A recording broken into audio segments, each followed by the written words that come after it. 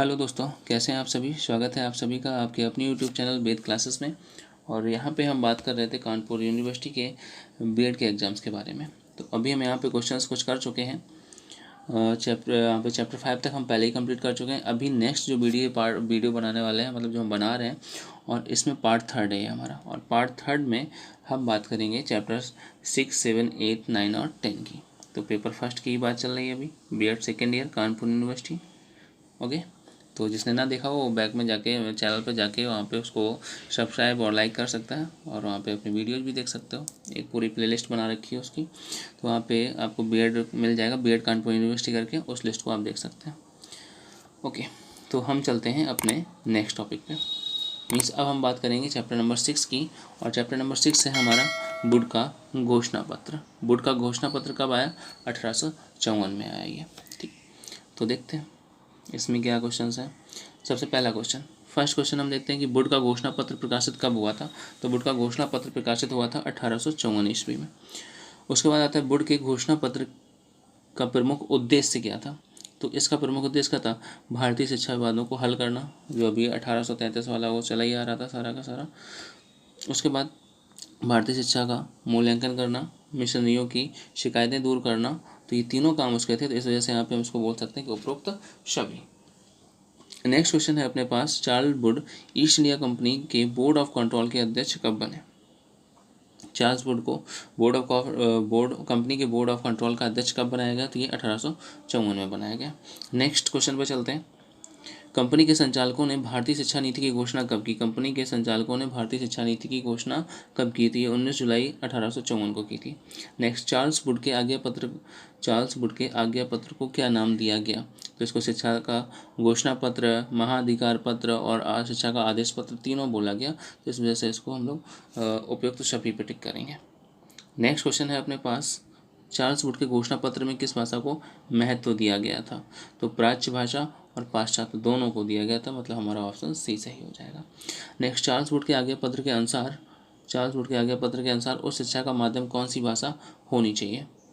तो यहाँ पे दोनों, हिंदी और इंग्लिश। चार्ल्स वुड के आज्ञा पत्र में किस भाषा के महत्व को स्वीकार किया गया है? तो अरबी को भी और संस्कृत को भी, उन्होंने देशी भाषाओं का भी यहाँ पे यूज किया था। नेक्स्ट है अपने पास क्वेश्चन नंबर 8, यह आज्ञा पत्र, ये कथन किसने बोला था ऐसा? तो यह आज्ञा पत्र बोर्ड का भारतीय शिक्षा का शिलाधार कहा जाता है, तथा यह भी कहा जाता है कि इसने हमारी आधुनिक शिक्षा प्रणाली का शिलान्यास किया। यह कथन किसने बोला था? तो यह बोला था डॉक्टर एन बसु सॉरी। उसका नेक्स्ट है कथन एक फिर से, कि यह संपूर्ण भारत के लिए शिक्षा की इतनी व्यापक एवं विस्तृत योजना थी जिसमें स्थानीय या केंद्रीय शक्ति सुझाव देने के लिए साहस नहीं कर सकती थी। यह कथन किसने बोला था? तो यह कथन था डलहौजी का। नेक्स्ट आता है कि 1854 का आज्ञा पत्र शिक्षा के इतिहास में चरम बिंदु है। 1854 का जो भारतीय शिक्षा के इतिहास में कैसा चरम बिंदु है? 1854 का आज्ञा पत्र, ऐसा किसने कहा? जो कुछ उससे पहले हुआ वह उसकी ओर संकेत करता है, और जो उसके बाद हुआ वह उससे निकला है। ये कथन किसने बोला था? ये कथन था जेम्स का। नेक्स्ट चलते हैं क्वेश्चन नंबर 12 पे।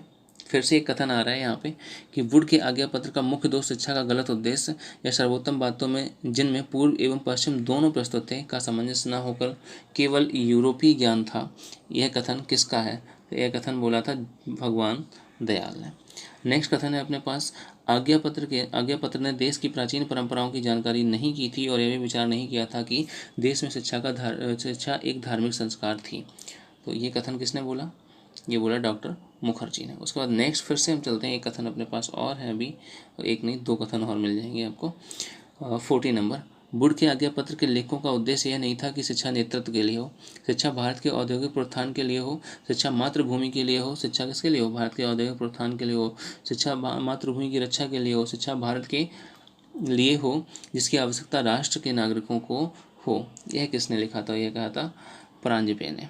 नेक्स्ट है अपने पास, हम इस अतिशयोक्ति शब्दों के लिए कोई भी औचित्य नहीं पाते हैं जिसमें कुछ इतिहासकारों ने आज्ञा पत्र का वर्णन किया, और यहाँ तक कि इसे भारतीय शिक्षा का महाधिकार पत्र भी बोला। ये कथन किसने कहा था?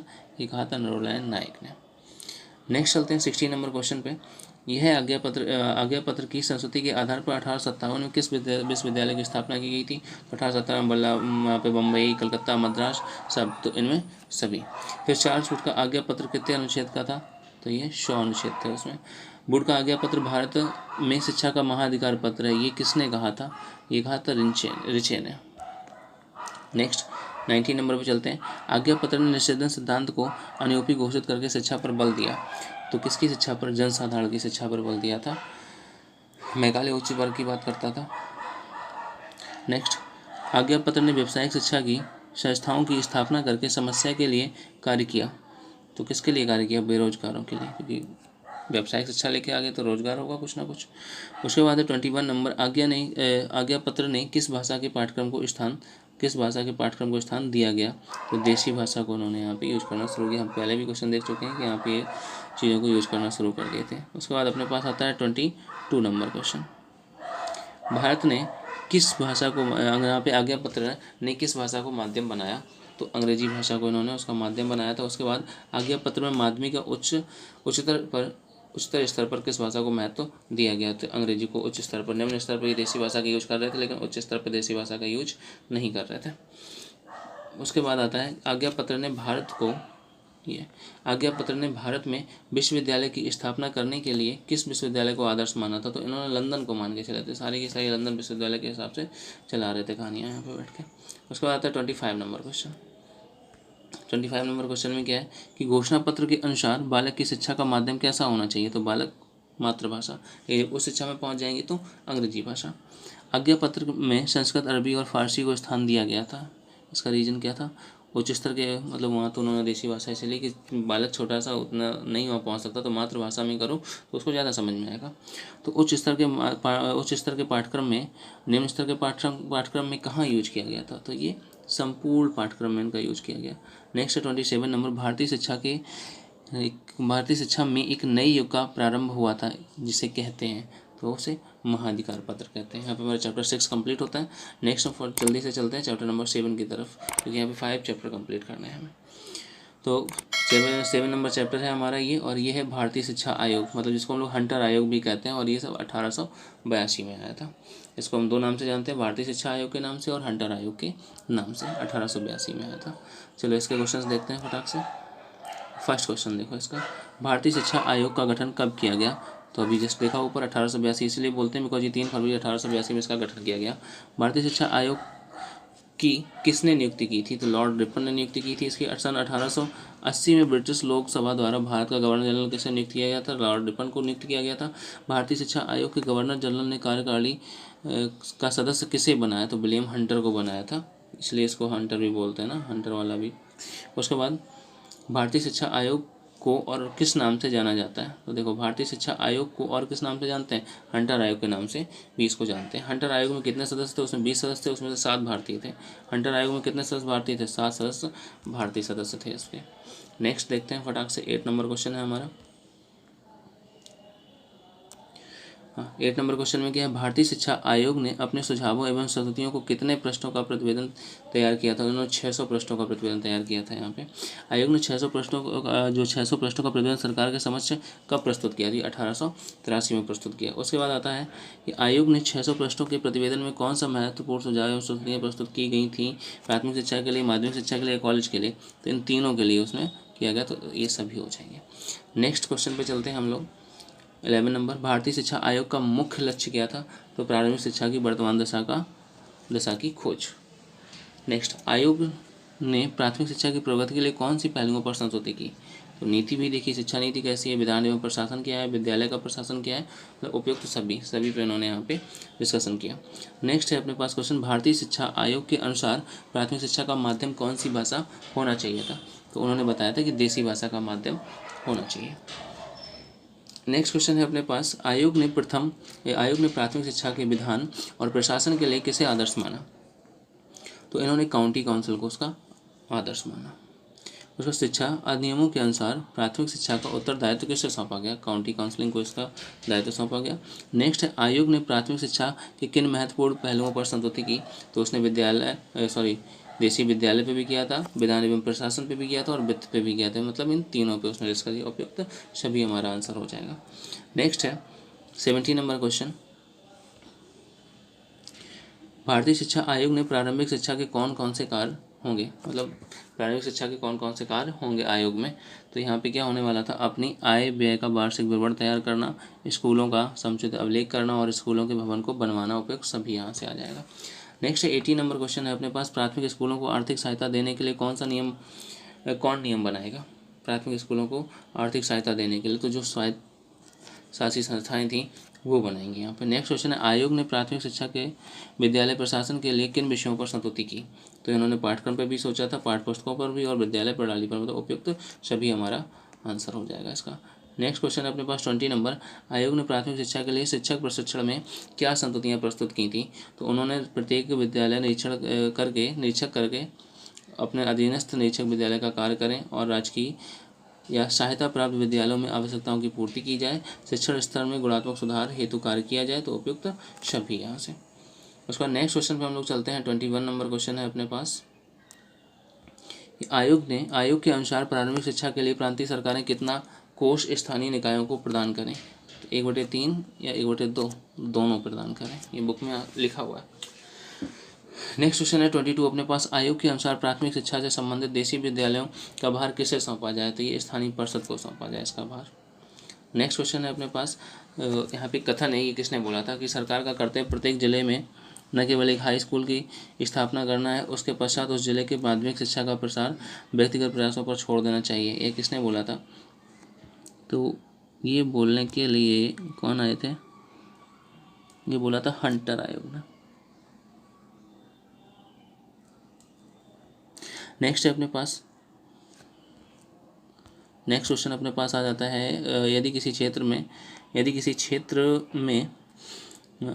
में अंग्रेजी शिक्षा के लिए राज्य द्वारा माध्यमिक, यहाँ पे मैं चेक करने गया था नीचे, अगर आप देख रहे हो कि आपको समझ में आ गया होगा मैंने क्या किया यहाँ पे, एक बार कन्फर्मेशन किया कि हाँ हंटर आयोग है और वो सही है। ठीक है। नेक्स्ट 24 नंबर क्वेश्चन है, यदि किसी क्षेत्र में अंग्रेजी शिक्षा के लिए राज्य द्वारा माध्यमिक स्कूल की स्थापना आवश्यक प्रतीत हो तो सहायता अनुदान प्रणाली पर आधारित हो। ये किसने बोला था। तो ये भी बोला था हंटर आयोग ने। नेक्स्ट आ जाता है हमारा, आयोग ने माध्यमिक शिक्षा में पाठ्यक्रम को कितने भागों में बांटा था। तो आ और बाद कोर्स दोनों में बांटा था, मतलब उपरोक्त ए और बी दोनों। नेक्स्ट चलते हैं फटाक से अपने क्वेश्चन पे, और सॉरी अब चैप्टर वहाँ पे फिनिश हो गया 7। उसके बाद हम लोग तो चलते हैं चैप्टर नंबर 8 पे, और चैप्टर नंबर 8 जो हमारा है लॉर्ड कर्जन की शिक्षा नीति है। तो यहाँ पे लॉर्ड कर्जन अपनी एक शिक्षा नीति लेके आए, तो उसके बारे में हम लोग यहाँ पे डिस्कशन करने वाले हैं, मतलब क्वेश्चन वहाँ देखने वाले हैं उसके। तो चलो इनके क्वेश्चन देखते हैं फटाक से। सन 1898 में भारत का गवर्नर जनरल कौन नियुक्त हुए थे। तो लॉर्ड कर्जन यहाँ पे नियुक्त किए गए। लॉर्ड कर्जन किस सभ्यता का पोषक था। पाश्चात्य, सब अंग्रेजी थे। लॉर्ड कर्जन ने कौन सा सम्मेलन गठित किया। शिमला का शिक्षा सम्मेलन उन्होंने 1901 में किया था। शिमला शिक्षा का सम्मेलन का प्रारंभ हुआ 1901। उसके बाद विश्वविद्यालय अधिनियम कब पारित किया गया। तो विश्वविद्यालय अधिनियम 1904 को पारित किया गया, और विश्वविद्यालय जो बना था वो अधिनियम वो 1902 में बनाया गया था। ठीक है। नेक्स्ट चलते हैं, लॉर्ड कर्जन ने शिमला में भारत की उच्च और शिक्षा विश्वविद्यालय अधिकारियों का एक गुप्त शिक्षा सम्मेलन का आयोजन किया था, जिसे बोलते हैं शिमला अवार्ड। और इसने गुप्त किया था, और उसके बाद जो बातें थी वो बाहर भी नहीं फैलने दी। तो यहाँ पे भारतीयों को थोड़ा सा संदेह हो रहा था कि ऐसा तो नहीं है कि कोई यहाँ पे षड्यंत्र रचा जा रहा हो, इसलिए भारतीय इनमें से थोड़े से कटने लगे थे इनसे, क्योंकि इन्होंने बताया ही नहीं था, गुप्त रूप से रखा था सारा का सारा। ठीक। नेक्स्ट क्वेश्चन पे चलते हैं। शिमला शिक्षा सम्मेलन कितने दिनों तक चला। तो ये 15 दिन तक चला था। शिमला शिक्षा सम्मेलन में कितने प्रस्ताव पारित हुए थे। तो इसमें 150 प्रस्ताव पारित हुए थे। ठीक। उसके बाद शिमला शिक्षा सम्मेलन में किसे नहीं बुलाया गया। तो इन्हें भारतीयों को इन्होंने इसमें इंक्लूड नहीं किया था, इस वजह से तो भारतीयों ने इन्हें सोचा ही था कि ये शायद कोई षड्यंत्र नहीं रच रहे हैं बैठ के। नेक्स्ट, शिक्षा नीति के अंतर्गत शिक्षा के समस्त क्षेत्रों पर किसका नियंत्रण होगा। तो उस पर सरकार का नियंत्रण होगा। शिक्षा नीति का निर्धारण किसके द्वारा किया जाएगा। केंद्र सरकार द्वारा ही किया जाएगा, जबकि सरकार के नियंत्रण में है तभी। और लंदन विश्वविद्यालय का नवीनीकरण हो गया, कब हुआ। 1898 में। लॉर्ड कर्जन ने विश्वविद्यालयों की स्थापना का आधार किसको माना था। तो लंदन विश्वविद्यालय को मान के चल रही थी ऑलरेडी। उसके बाद हम लोग चलते हैं नेक्स्ट, अपना क्वेश्चन है 14 नंबर। सन 1902 में किसे आयोग का अध्यक्ष बनाया गया था। तो था सर थॉमस रेलो को। उसको 1902 की नियुक्ति के पश्चात किसे प्रतिनिधि नियुक्त किया गया? तो यहाँ पे गुरदास बनर्जी और सैयद हसन बिलग्रामी दोनों को यहाँ पे प्रतिनिधि नियुक्त किया गया। तो मतलब उपरोक्त ए एंड बी दोनों आंसर हो जाएगा। नेक्स्ट है अपने पास क्वेश्चन, लॉर्ड कर्जन ने जांच के विषय से संबंधित अपना प्रतिवेदन कब प्रस्तुत किया? तो उन्होंने 1902 में यहाँ पे प्रस्तुत किया था। नेक्स्ट क्वेश्चन है अपने पास 17 नंबर, आयोग ने विश्वविद्यालय के प्रशासन से संबंधित क्या सुझाव दिए? तो आयोग ने क्या सुझाव दिए थे कि यहाँ पे सीनेट एंड सिंडिकेट का पुनर्गठन आवश्यक है, सदस्यों की अवधि 5 वर्ष की होनी चाहिए, सुयोग्य विद्वानों को उचित प्रतिनिधित्व मिलना चाहिए। यहाँ पे यहाँ तीनों के बारे में डिस्कस किया था, मतलब हमारा आंसर हो जाएगा उपयुक्त सभी। नेक्स्ट है, आयोग ने शिक्षण व्यवस्था के संबंध में क्या सुझाव दिए थे? तो इन्होंने उच्च योग्यता प्राप्त प्राध्यापकों की नियुक्ति करने के लिए बोला था, और उसका शोध कार्य की व्यवस्था भी होनी चाहिए, पाठ्यक्रम परीक्षा प्रणाली मूल्यांकन कार्य में सुधार होना चाहिए, मतलब कि चारों उपयुक्त सभी। नेक्स्ट, आयोग ने संबद्ध विद्यालय प्रबंधन और प्रशासन के लिए क्या सुझाव दिए? तो यहाँ पे मान्यता प्राप्त महाविद्यालयों का निरीक्षण करो, उसके बाद महाविद्यालयों का प्रबंध एवं संगठित समिति द्वारा होना चाहिए, और छात्रों के लिए जाने वाले शिक्षण शुल्क का निर्धारण सिंडिकेट द्वारा होना चाहिए। तो मतलब ये उपयुक्त सभी। नेक्स्ट है, आयोग ने अध्यापकों की नियुक्ति का कार्य किसे सौंपा? तो ये अध्यापकों की नियुक्ति का कार्य विश्वविद्यालयों को सौंपा गया। नेक्स्ट क्वेश्चन है, हंटर आयोग में कौन से भारतीय सदस्य थे? तो ये तीनों लोग थे, आनंद मोहन बोस और वहाँ पे भूदेव मुखर्जी, और मुखर्जी हैं वो, ठीक है, केटी तैलंग, मतलब उपयुक्त सभी।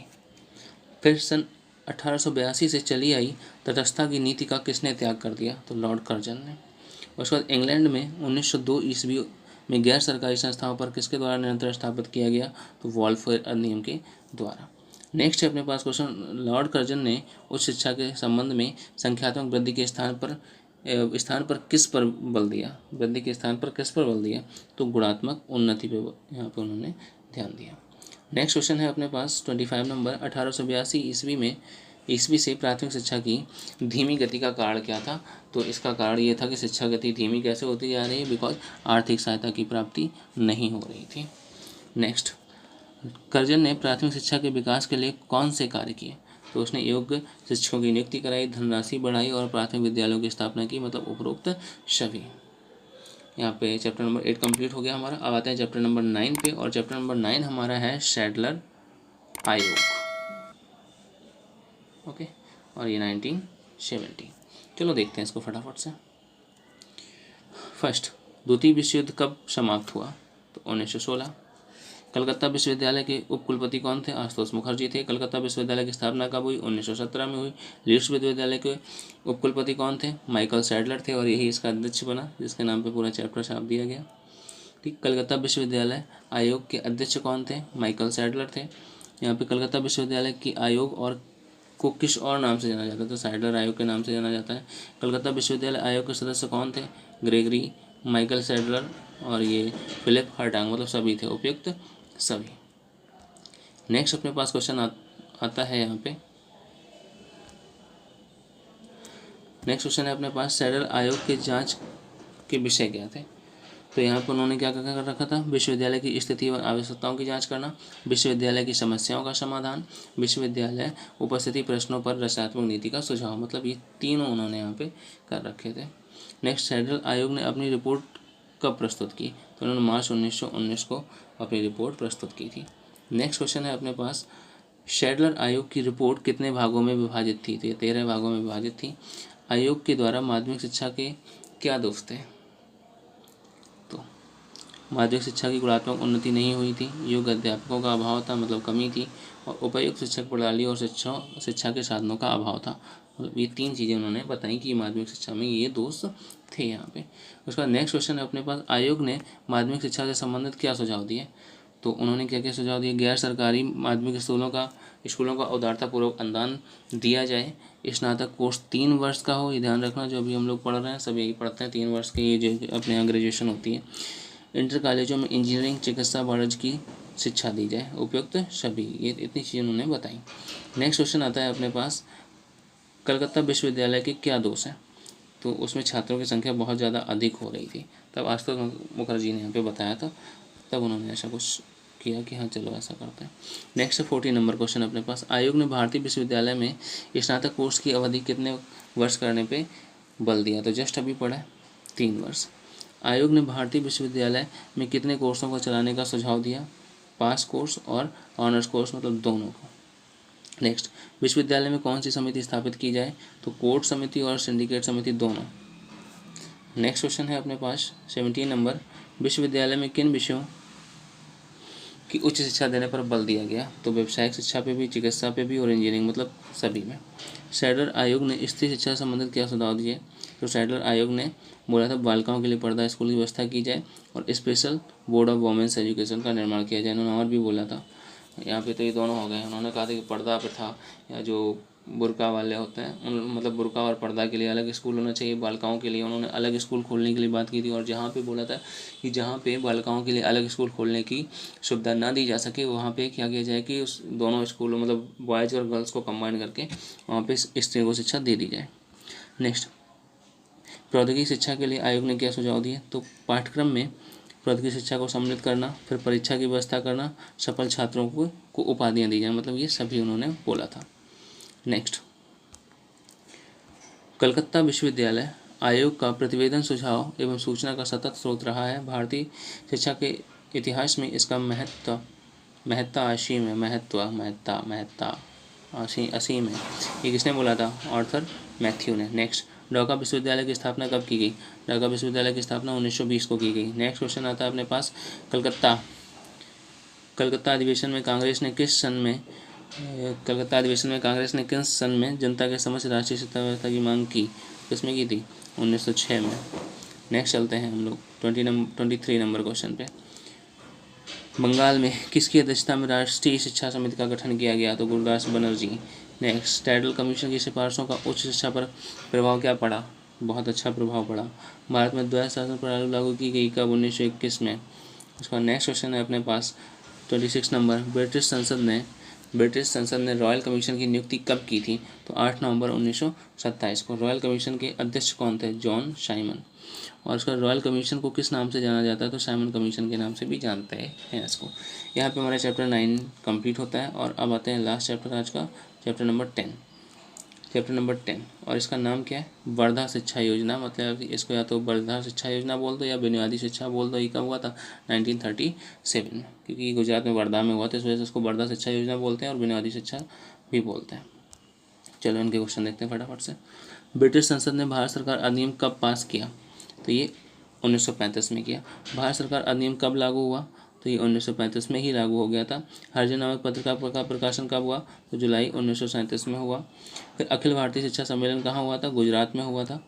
इसका नेक्स्ट क्वेश्चन पे चलते हैं, अखिल भारतीय शिक्षा सम्मेलन कब हुआ? तो 22 और 23 अक्टूबर 1937 में गुजरात में हुआ। अखिल भारतीय शिक्षा सम्मेलन का आयोजन किसने किया? तो वर्धा के मारवाड़ी स्कूल ने किया था। और अखिल भारतीय शिक्षा सम्मेलन को किस नाम से जाना जाता है? तो वर्धा शिक्षा सम्मेलन के नाम से जानते हैं इसको। इसका नेक्स्ट चलते हैं आगे। यहाँ पे एक फिर से हमें कथन मिल रहा है, यहाँ पे साक्षरता न तो शिक्षा का प्रारंभ है और न अंत, यह विभिन्न साधनों में से एक साधन जिसके द्वारा पुरुषों और स्त्रियों को शिक्षित किया जा सकता है। यह कथन किसने कहा था? गांधी जी ने कहा था। नेक्स्ट, अखिल भारतीय सम्मेलन में गांधी जी ने कौन सी शिक्षा योजना प्रस्तुत की? तो यहाँ पे बेसिक शिक्षा की बात कर रहे थे। नेक्स्ट, वास्तविक शिक्षा वह है जो बालकों की आध्यात्मिक, बौद्धिक और शारीरिक क्षमताओं को उनके अंदर से प्रकट करे और उद्दीप्त करे, उनके अंदर से निकाले। तो ये किसने बोला था? गांधी जी ने बोला था। वर्धा या बेसिक शिक्षा किस पर आधारित थी? तो सिर्फ पर, निःशुल्क शिक्षा पर और प्राथमिक शिक्षा पर, मतलब चारों पे ये आधारित थी। शिक्षा सम्मेलन में गांधी जी ने किस शिक्षा पर बल दिया था? शिक्षा सम्मेलन में गांधी जी ने किस शिक्षा पर बल दिया था? तो उन्होंने निःशुल्क शिक्षा पर, प्राथमिक शिक्षा पर, अनिवार्य शिक्षा पर, मतलब उपयुक्त सभी पे बल दिया था। नेक्स्ट क्वेश्चन है अपने पास, गांधी जी के अनुसार निःशुल्क व अनिवार्य शिक्षा कितने वर्ष की होनी चाहिए? तो उन्होंने 7 वर्ष की। ये बोल लेते ना कि यहाँ पे 7 वर्ष से 14 तक, मतलब 6 वर्ष से 14 वर्ष तक के बच्चों को निःशुल्क शिक्षा, वही उसी की बात कर रहे हैं। नेक्स्ट क्वेश्चन है, गांधी जी ने शिक्षा का माध्यम किस भाषा को बताया? तो मातृभाषा को बताया। शिक्षा का केंद्र बिंदु किसे कहा गया? तो हस्तशिल्प को कहा गया। नेक्स्ट, नई तालीम की योजना तैयार करने के लिए कौन सी समिति गठित की गई? तो यहाँ पे डॉक्टर जाकिर हुसैन समिति स्थापित की गई थी। नेक्स्ट, डॉक्टर जाकिर हुसैन समिति की अध्यक्षता में तैयार की गई। डॉक्टर जाकिर हुसैन समिति किसकी अध्यक्षता में तैयार की गई थी? तो डॉक्टर जाकिर हुसैन की अध्यक्षता में। नेक्स्ट, डॉक्टर जाकिर हुसैन समिति का गठन कब हुआ? तो 1937 में इसका गठन हुआ। फिर डॉक्टर जाकिर हुसैन समिति ने अपनी दूसरी रिपोर्ट कब प्रस्तुत की? तो उन्होंने 1938 में प्रस्तुत की। 1939 ईस्वी में स्थापित अखिल भारतीय राष्ट्रीय शिक्षा परिषद को और क्या कहा जाता है? जिसको हिंदुस्तानी तालीम संघ कहते हैं। गांधी जी की शिक्षा योजना को क्या कहा जाता है? तो यहाँ पे वर्धा शिक्षा योजना बोल दो, या बुनियादी शिक्षा, या बेसिक, तीनों कहा जाता है, मतलब उपयुक्त सभी। नेक्स्ट क्वेश्चन अपने पास है 22 नंबर। बेसिक शिक्षा बच्चों को, चाहे वे नगरों में हों, ग्रामों में हों, भारत में सब में से सर्वोत्तम एवं स्थायी बातों से जोड़ती है। तो यह किसने बोला था? गांधी जी ने बोला था। नेक्स्ट, वर्धा शिक्षा योजना में कितने वर्ष तक बालक एवं बालिकाओं के लिए शिक्षा की व्यवस्था की गई थी? तो 6 से 14 वर्ष की आयु के लिए। जैसे ऊपर पढ़ा ना ये क्वेश्चन कि कितने वर्ष के लिए थे? 7 वर्ष के लिए। नेक्स्ट क्वेश्चन है अपने पास, वर्धा शिक्षा योजना के अंतर्गत किस प्रकार की शिक्षा व्यवस्था की गई? तो उसमें निःशुल्क शिक्षा और अनिवार्य शिक्षा दोनों को। नेक्स्ट है, बुनियादी शिक्षा योजना को कब लागू किया गया? तो ये 1938 में इसको लागू किया गया। केंद्रीय शिक्षा सलाहकार परिषद ने शिक्षा योजना पर विचार करने के लिए किस समिति की स्थापना की? उन्होंने खेर समिति की स्थापना की। और यहाँ पे हमारा चैप्टर 10 फिनिश होता है। तो आप लोग अपना काम करते रहिए, और एग्ज़ाम बहुत पास में है तो अपना और भी प्रैक्टिस करते रहें घर पे। मिलते हैं हम लोग नेक्स्ट वीडियो में, तब तक के लिए बेस्ट ऑफ लक।